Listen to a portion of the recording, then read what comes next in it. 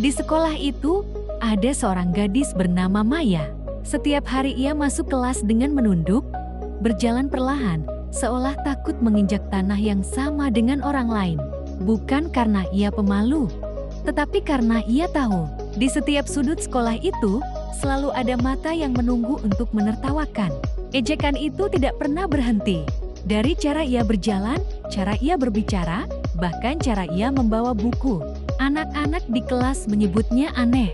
Mereka mendorong, menyembunyikan barangnya, menertawakan setiap kesalahannya. Dan setiap kali Maya mencoba melapor, guru hanya mengatakan hal yang sama. Sudahlah, mereka bercanda. Namun Maya tahu itu bukan bercanda. Karena tidak ada candaan yang membuat seseorang takut datang ke sekolah setiap pagi. Hari demi hari, Maya duduk sendirian. Tidak ada teman makan siang, tidak ada yang menyapa. Bahkan ketika ia menangis, semua orang hanya pura-pura tidak melihat. Yang lebih menyakitkan lagi, kadang gurunya ikut mengomentari dengan nada meremehkan. Seolah Maya memang pantas diperlakukan seperti itu. Sampai suatu hari, sebuah kejadian membuat seluruh kelas tertawa terbahak-bahak. Buku Maya diisi coretan-coretan kasar, mejanya dilumuri lem, dan seluruh kelas diam saja ketika ia masuk. Guru melihatnya, tetapi bukannya membela, malah berkata, "Kenapa kamu tidak bisa berteman dengan baik, Maya?" Maya berdiri di sana, matanya memerah, bibirnya bergetar.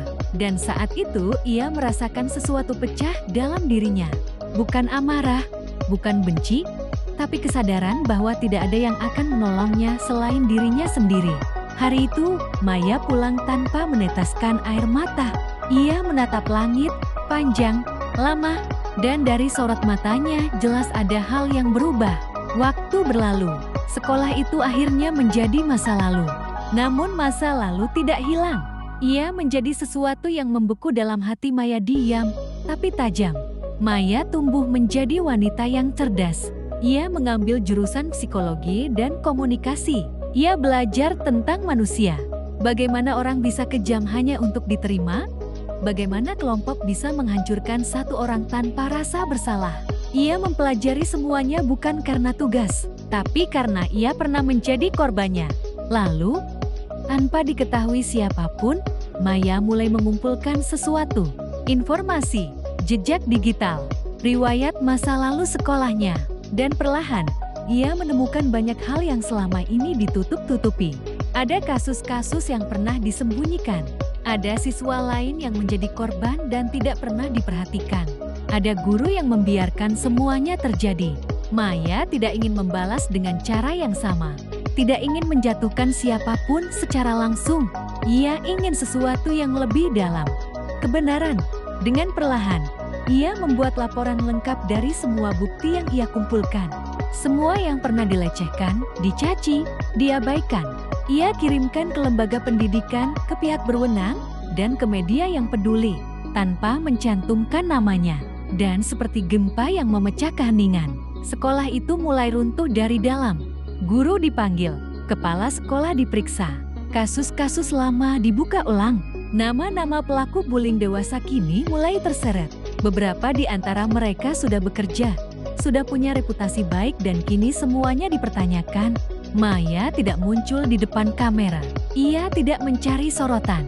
Ia hanya duduk di sebuah kafe kecil, menonton berita itu dari layar ponsel, dengan senyum paling tenang yang pernah ia miliki. Ia tidak menuntut balas. Ia hanya memastikan tidak ada lagi yang mengalami apa yang ia alami. Beberapa bulan kemudian, sekolah itu merubah sistemnya total. Guru-guru lama diganti. Program anti perundungan diterapkan. Banyak siswa baru merasa aman untuk pertama kalinya. Suatu sore, Maya berjalan melewati gerbang sekolah lamanya. Ia berdiri di sana sebentar, merasakan angin yang dulu terasa dingin, tetapi kini hanya menyentuhnya lembut. Ia tidak datang untuk melihat kehancuran. Ia datang untuk melihat perubahan. Maya pernah dihancurkan oleh tempat itu. Tapi kini, justru karena dirinya, sekolah itu menjadi tempat yang lebih baik. Kadang balas dendam bukan tentang menjatuhkan seseorang. Kadang balas dendam adalah memastikan kebenaran akhirnya berdiri. Meski dulu semua orang menutup mata, dan Maya melangkah pergi dengan tenang, meninggalkan masa lalu yang akhirnya ia menangkan bukan dengan kemarahan, tetapi dengan keberanian untuk tidak diam lagi.